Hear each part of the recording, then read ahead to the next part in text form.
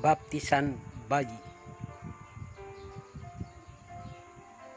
Gereja menganjurkan agar bayi dari keluarga Katolik segera dibaptiskan pada minggu-minggu pertama kelahirannya. Nanti bisa baca dalam Kanon 867.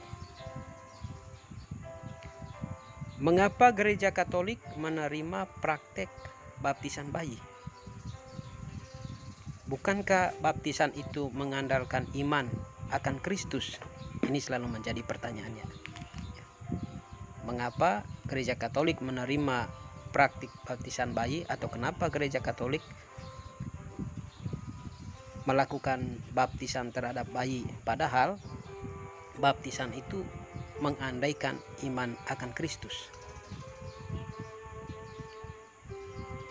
Juga ada pertanyaan, apakah praktek baptisan bayi ini mempunyai dasar dalam Alkitab? Dalam Perjanjian Baru memang tidak ada bukti langsung adanya baptisan bayi, tetapi ada teks yang menyiratkan hal itu. Dalam Kisah Para Rasul bab 16 ayat 15 dan juga Kisah bab 16 ayat 33, Lydia dan kepala penjara di Filipi dibaptis beserta seluruh keluarganya. Jadi logisnya, jika di situ ada bayi dan anak-anak, mereka turut dibaptis juga. Baptis mengandaikan iman dan menjadi tanda seseorang beriman pada Kristus. Tetapi baptis juga adalah sarana rahmat yang menyebabkan bayi itu diselamatkan. Lalu imannya bagaimana?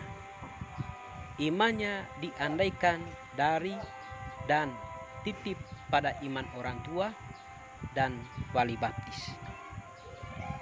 Karena itu, syarat bayi boleh dibaptis adalah minimal satu atau salah satu orang tua menyetujui dan ada harapan bahwa bayi itu akan dididik secara Katolik.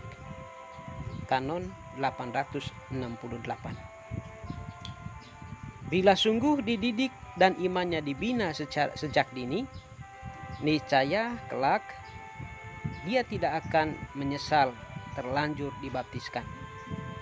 Sebaliknya justru mensyukuri rahmat tersebut.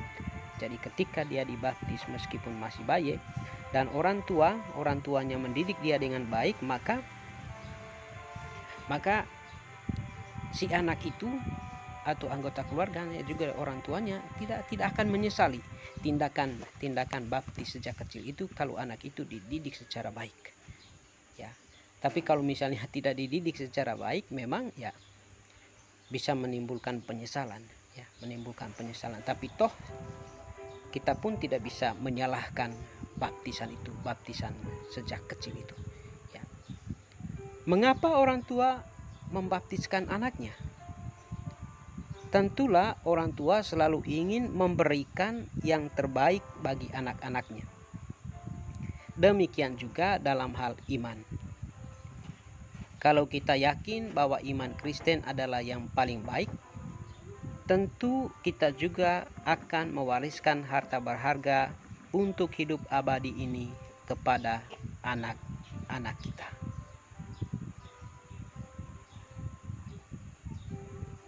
Jadi itulah hal yang menjadi dasar, menjadi alasan mengapa Gereja Katolik melakukan praktek pembaptisan bayi.